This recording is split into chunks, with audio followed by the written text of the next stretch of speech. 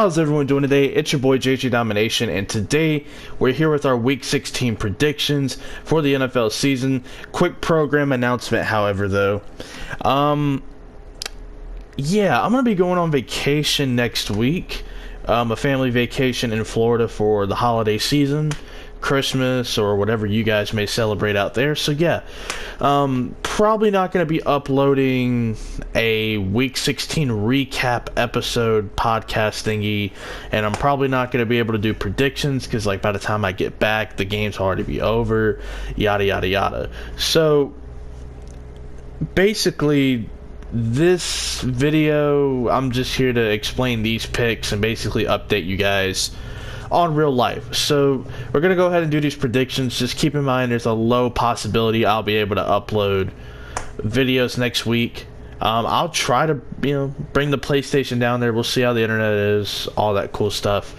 We'll see, because it's a little complicated right now, the whole setup in my room and, all that, where we're going. But let's just go ahead and get right to business.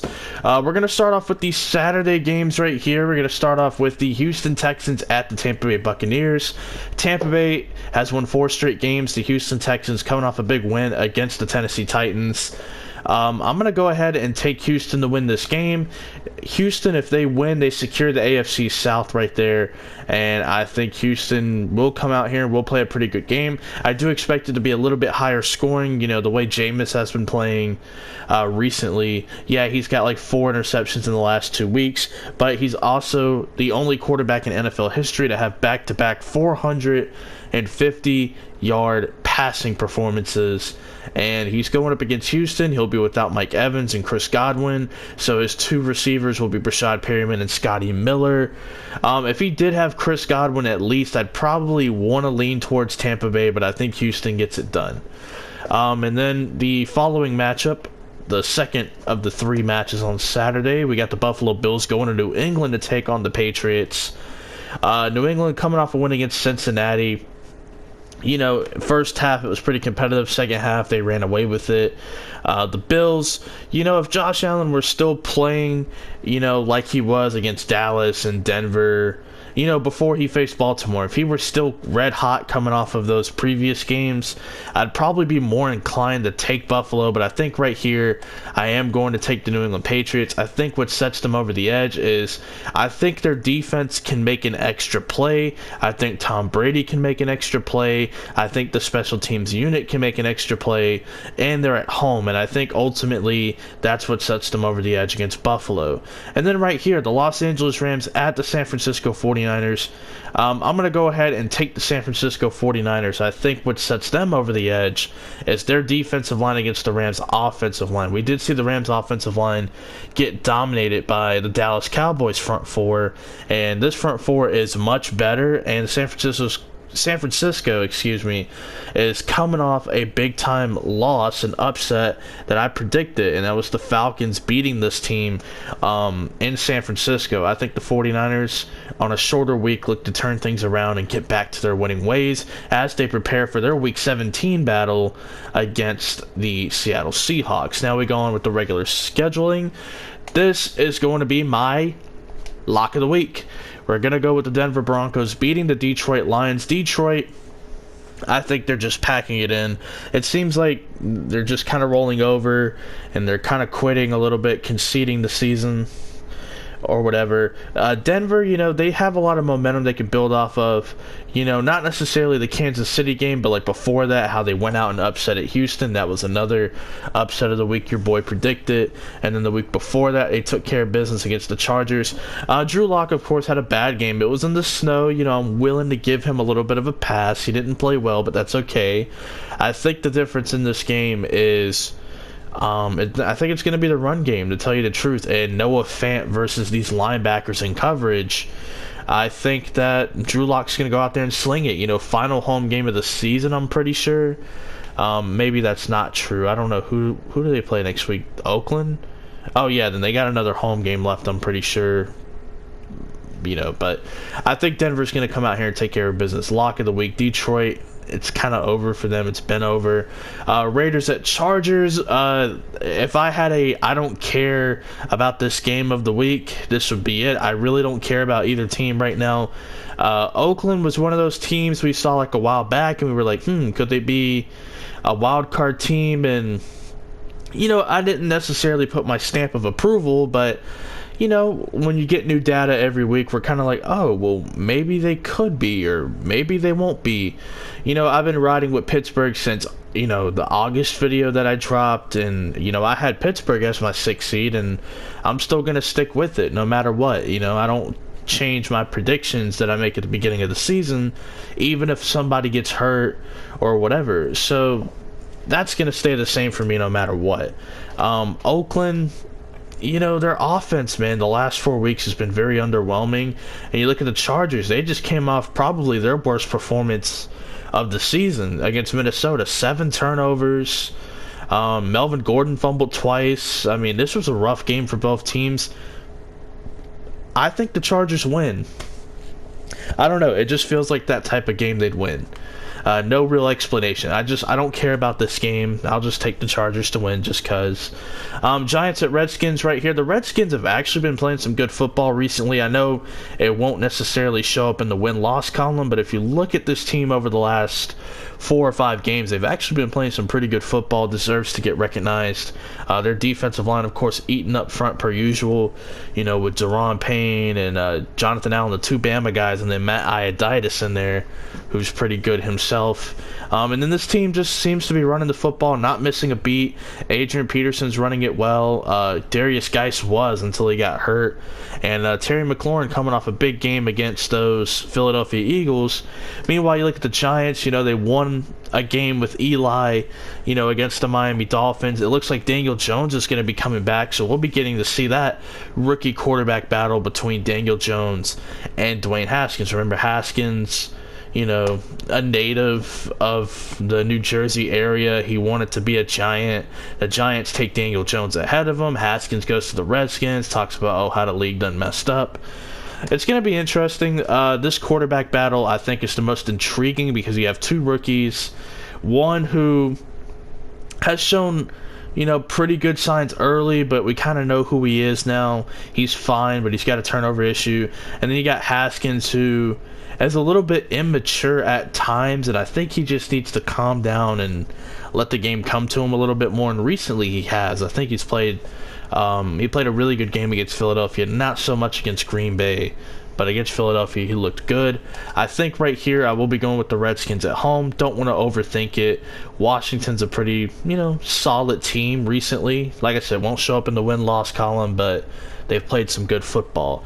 Saints at Titans, I'm going to go ahead right here and take the New Orleans Saints to win. I think it's going to be a little tough. I will say, I think it's going to be tougher than, compared to what the Saints did to the Colts. However, I do think, the Titans is a little bit of a desperation game right here. I think this is going to be their season right here, and I think they are going to play hard. But the Saints, there's a little bit of an incentive, because if the Packers lose to the Vikings and the Saints win, I'm pretty sure the Saints get the 2 seed again. And it's well known that if the Saints get home field advantage, they're going to be pretty good. They're going to be pretty hard to stop. Of course, last year, though, that wasn't really the case, was it? But, recent years would show you, hey, if the Saints can get a home playoff game, they're going to take care of business. So I think right here, the Saints, they're going to come out here and they're going to play some good football, in my opinion. Tennessee, I think the big matchup is going to be A.J. Brown versus Marshawn Lattimore. If those two do match up a lot, who's going to win? Because I've been very impressed with A.J. Brown and then some. He was tied with my number 1 receiver for my own personal rankings with DK Metcalf. And listen, this Titans team has some talent. Jonnu Smith has been playing better recently at the tight end position. Derrick Henry, he played hurt last week and almost got 100 yards rushing. So, I mean, this Titans team is pretty good. They have the talent. They just needed that quarterback to open up the offense a little bit. And Tannehill's been able to do that. But I do like New Orleans in this matchup. I think they control the line of scrimmage and eventually they win the game. Steelers at Jets. This this game for the Jets, it feels like a little bit of a trap game, for the Steelers, but I think Pittsburgh is going to come in here and get the job done. We're not going to get too cute, no upset of the week madness or anything with the Jets, but I'll take Pittsburgh to win. I think it'll be a somewhat low-scoring game. Maybe it's like a 19-14 type of game or something. I don't know, but I think it'll be low-scoring. I think the big matchup, of course, the Jets offense versus the Steelers defense. Le'Veon playing his old team. It's going to be interesting, but I do have Pittsburgh getting the win. I think their defense puts them over the top. All right here, Jaguars at Falcons. I'm going to go ahead and pick the Falcons to win this one. I think basically what it comes down to is, the Jaguars, they just let go of Tom Coughlin. And, of course, some players are kind of speaking out about it. And Jalen Ramsey put out a little funny cryptic tweet thing.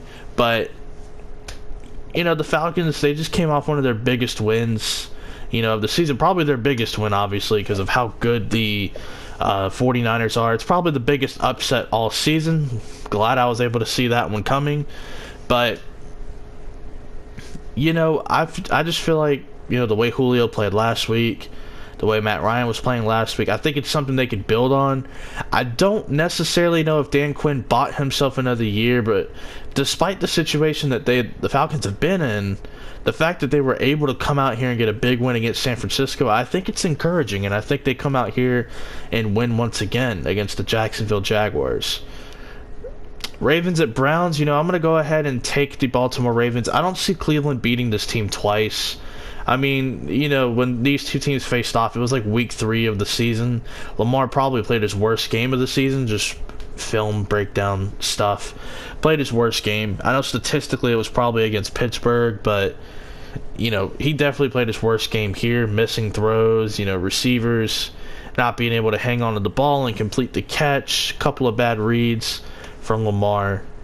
But I feel like this time around, it's business. The Ravens have won 10 straight. They're fighting for home field advantage. They got something to play for. There's an incentive there. Cleveland, they have like this little cute playoff scenario where like 8 different things have to happen, including like them winning their last 2 games. Now, if they were playing Miami and Cincinnati for their last 2 games, I'd probably be able to buy into it. But the scenario goes as followed, okay? So, for Week 16, the Cleveland Browns would have to win against Baltimore. The Jets would have to beat the Jets would have to beat the Steelers. The Saints would have to beat the Titans. The Colts would have to beat the Panthers. And then Week 17, the Browns would have to beat the Bengals. The Ravens would have to beat the Steelers. The Texans would have to beat the Titans, and the Colts would have to beat the Jaguars. So, yes, it's a doable scenario, but I feel like the Steelers just aren't going to beat the Jets, and I don't think the Browns are going to beat the Ravens, so simple as that. And another team that I don't think is going to beat another team, how about we go with a little upset of the week right here? Carolina going into Indianapolis to face the Colts. Now, I know the Colts will probably be, fired up. They'll probably be playing some good football because, obvious reasons. They got their ass kicked on Monday Night Football, but the unknown of Will Grier is definitely going to be interesting. How do you game plan for a guy that you've never seen play before? Exactly. You can't. I mean, you can. You can look at a college tape, but you've never seen him play with the Panthers, so you don't necessarily know what to game plan for. The Colts would have to game plan around Christian McCaffrey. And I think Will Grier probably comes out and has a solid game. And, the Colts, T.Y. Hilton looks like he's still playing hurt. I think he was on a snap count last week. And these receivers really don't do the best job of creating separation.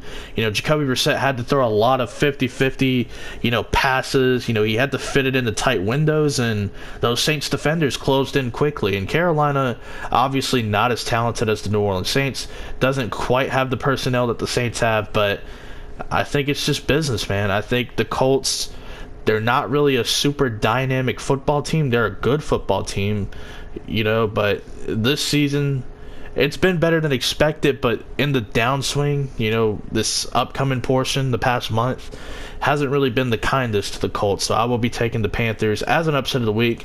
I know I picked Carolina a while back to beat the Falcons, and that shit didn't happen, but, upsets of the week, you have to go out on a limb. I think I'm doing that there. Bengals at Dolphins, you know what? I'm going to give it to the Dolphins right here. Cincinnati, I think they're tanking for Joe Burrow. Seems kind of obvious at this point. Like, they were competitive in that first half against New England, and then they just completely rolled over. Or maybe the Patriots got some hands on that tape again. I don't know. But Miami, the thing about Miami is they play hard, and they basically have made a ton of transactions to bring in a bunch of different players. I think, if I remember correctly, I heard on a podcast that they shattered like this record for like most players that have started, or the most number of different players that have started for this team or played for this team.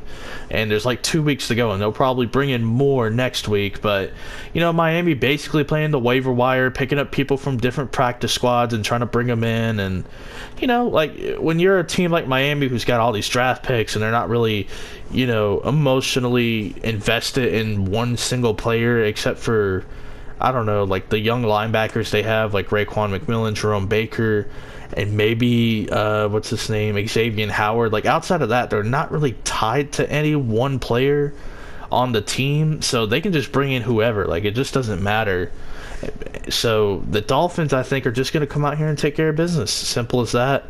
Cardinals at Seahawks, you already know. Going to go with those Seattle Seahawks. I think they're going to come in here, at home, take care of business against the Cardinals. The Cardinals have nothing to play for. They could spoil the chances of Seattle, because, like, if San Francisco wins and Seattle loses, and week 17 gets a lot more interesting. But I think Seattle just takes care of business. I think it's going to be kind of a lower scoring game. I think Seattle just runs the football and doesn't really give Arizona a chance to do much.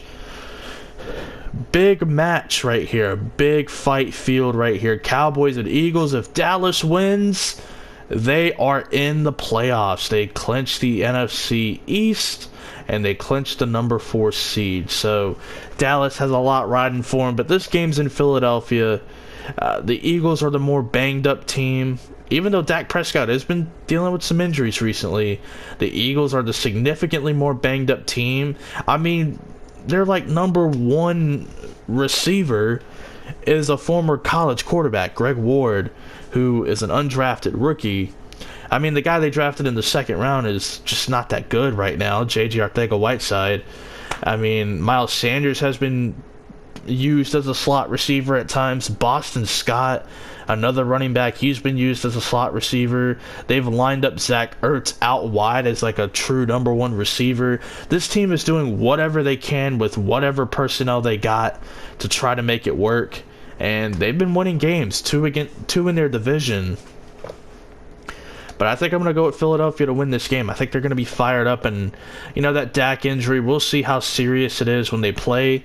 Maybe this is a game where they run the football a lot. I think that's their best bet of winning, is to just run out the clock. Don't give Carson Wentz a chance with the limited weapons that he has.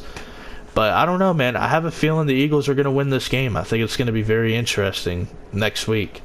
Because the Eagles play the Giants and the Cowboys play the Redskins. And the Redskins have been playing some pretty good football, like we talked about. That game is not going to be an easy one, and the Eagles could beat the Giants again. I think that'll be interesting. Right here, Sunday Night Football. I think this will actually be a pretty good matchup. Chiefs at Bears. I don't want to get too cute. I'll go with the Kansas City Chiefs here. An interesting thing to note, Matt Nagy, of course, former Andy Reid assistant. There could be something there in the game plan for the defense, at least. We've heard Chuck Pagano talk about how, he sees Patrick Mahomes as like an elite player, very special talent, or whatever. Like, we've heard him talk about that this week. I just think Kansas City, the way that their defense has been playing the last month, I think it's going to have another good game here against Chicago. And that offense for Kansas City, they don't run the football particularly well. but I do think that Kansas City comes out on top. I think they have too much firepower. I think that pass rush gets going. Kenny Clark, we saw what Kenny Clark was able to do to the interior of the Chicago Bears offensive line, which I think is pretty solid. James Daniels, second-year player, I think he's solid. I like Cody White here at center. Now, left or right guard, they're banged up. I can't even remember who starts. I think it's Rashad Coward, but Kyle Long, of course, is on IR. But the way Kenny Clark was able to push that pocket, I think Chris Jones could do the same thing easily. So I'll take Kansas City to win. And then you already know, picking my Packers, but I will say this, it's going to be close.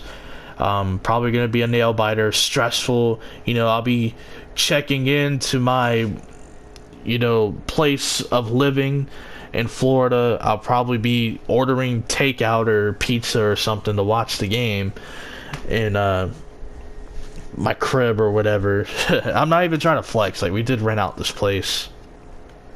Whatever, who cares? I'll be in my own little environment trying to watch this game, and I'm going to drive my family crazy because I'm going to be all up in this game. But I will say, no Dalvin Cook, no Alexander Mattison. That is huge for Minnesota. It'll be Mike Boone, who had a pretty good game against the Chargers last week. I got to give the man credit. This Vikings offensive line and run blocking has been pretty good as well. And then Amir Abdullah, not really a great player, not really all that good, but he's a familiar face. Former Detroit Lion. Green Bay's seen him a few times. We've seen him a few times, I feel like that's going to be the difference. And for the people out there that want Kirk Cousins in the MVP conversation, here's your game. Here's your opportunity. No Dalvin Cook, primetime, standalone game. I'm not here to use the primetime narrative against Kirk Cousins, but I'm setting the stage. Big game. You win this game, you're one step closer to winning that division. If you lose, Green Bay locks it up, and all they got to worry about is playing for the 2 seed. So this game is huge. Green Bay can lose this game and still win the division. The Vikings have to win this game. But the Packers know, hey, we win here, we lock up that division. And who knows, maybe Tennessee gets upset, or Tennessee upsets the Saints or whatever, and maybe that 2 seed is right there for the taking. So there's a lot that could happen leading into Monday, which just makes this all interesting. But I think the difference maker is no Dalvin Cook. Dalvin Cook's a hell of a player. I joke around about how I don't like Dalvin Cook because of some stupid, silly Snapchat beef or whatever. But let's be honest, he's a hell of a player. He's been one of the best running backs this season, and he's been a very key piece to this offense in the Gary Kubiak zone run scheme. And Kirk Cousins has been the best quarterback in play action this year. I'm not even exaggerating. What do I talk about damn near every week on the weekly recaps? Well, you would know if you watch it, but we talk about Kirk Cousins on play action. The dude's money when he's having to throw on play action. And without Dalvin Cook, that may be huge. So Mike Boone is going to have to be somewhat effective for the play action to really work in this game. I mean, play action can work without a run game. We see weeks where Green Bay can't run the football, and everything's not clicking for them, and they're still able to take their shots on play action. But I feel like for the Vikings, they have to have that run game. And if Kenny Clark dominates Garrett Bradbury again, it's going to be tough. That's all I'll say. But if you look at how these teams have been playing recently, you would have way more confidence in Minnesota, in my opinion, especially after what Minnesota did last week to the Chargers and how Green Bay barely escaped against Chicago, but they won, So I just feel like if you're a Vikings fan, you have every right to be confident in Minnesota winning this game. If you're a Packer fan, you should feel like you have a chance to win this game. And I'll just leave it at that. The better team probably is Minnesota right now, but we'll see on Monday, because that's really where it's going to matter, is who's better on that day. So with that being said, hopefully you guys enjoy. And just a reminder, my lock of the week, Denver taking care of business against Detroit, and my upset of the week, Carolina beating the Colts. So hopefully you guys enjoy. Peace out. Merry Christmas. Happy holidays. Refer to the beginning of the video for my announcement on the channel. Peace out.